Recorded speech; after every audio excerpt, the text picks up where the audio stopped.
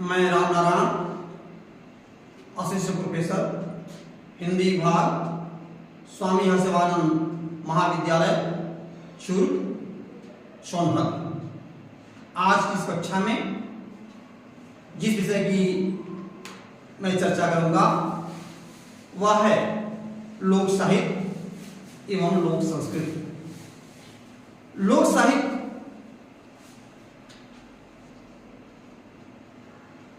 के अंतर्गत हम अध्ययन करेंगे लोक साहित्य का अर्थ, लोक साहित्य की परिभाषा, लोक साहित्य के बारे में विभिन्न विद्वानों के मत, लोक साहित्य की प्राचीनता, लोक साहित्य और लोक संस्कृति के बीच में संबंध। अब लोक साहित्य दो शब्दों से मिलकर बना है, लोक और साहित्य। तो सबसे पहले हम देखते हैं कि लोक साहित्य का अर्थ क्या है। लोक शब्द का अर्थ होता है देखने वाला। लोक शब्द समस्त जन समुदाय के लिए प्रयुक्त होता है। लोक साहित्य से अभिप्राय उस साहित्य से है जिसकी रचना लोक करता है। वैदिक साहित्य से लेकर के वर्तमान समय तक लोक शब्द का प्रयोग जन सामान्य के लिए हुआ है और लोक शब्द से अभिप्राय उस संपूर्ण जन समुदाय से है जो किसी देश में निवास करता है।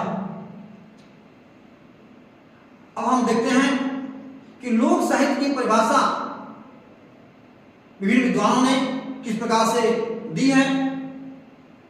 जैसा कि हजरत प्रसाद द्विवेदी ने इसको परिभाषित किया है कि लोक शब्द का अर्थ जनपद या ग्राम से नहीं है, बल्कि नगरों और गांवों में फैली हुई वह समस्त जनता है जिसके व्यवहारिक ज्ञान का आधार पोथियां नहीं है।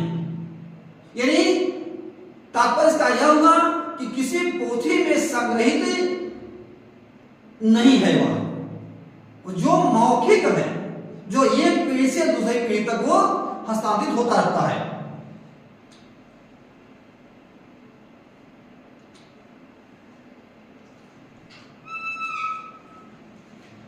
धीरेन्द्र वर्मा ने भी इसको परिभाषित किया कि वास्तव में लोक साहित्य वह मौलिक अभिव्यक्ति है जो भले ही किसी व्यक्ति ने गढ़ी हो, पर आज इसे सामान्य लोग समूह अपने ही मानता है। इसमें लोक मानस प्रतिबिंबित रहता है।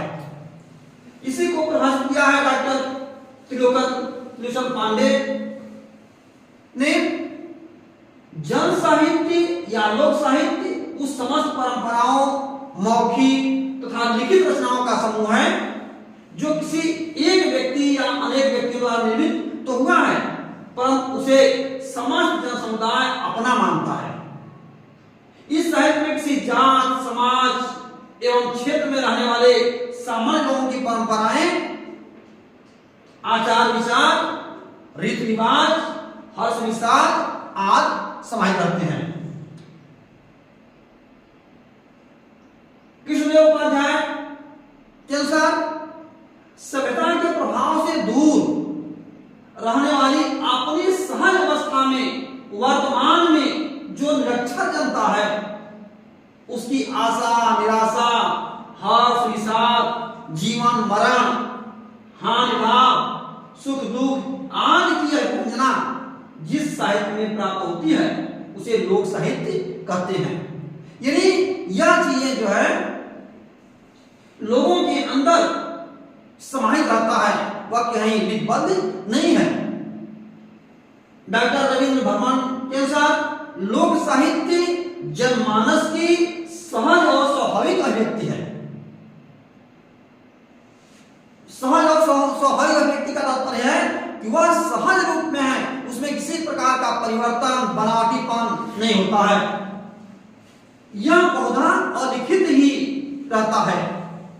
अलिखित का तात्पर्य यहां मौखिक रूप से, और अपनी मौखिक परंपरा द्वारा एक पीढ़ी से दूसरी पीढ़ी में वह स्थानांतरित होता रहता है, वह है लोक साहित्य। डॉक्टर सदन के अनुसार लोक साहित्य के अंतर्गत वह समस्त बोलियां भाषागत अभिव्यक्तियां आती हैं जिनमें आदिम मानव के अवशेष उपलब्ध हैं। हम इस चीज को प्रायः देखते हैं, जो अति पिछड़े क्षेत्र हैं, आदिवासी क्षेत्र हैं, जनजातियां हैं, उनमें ये रूप देखने को मिलता है।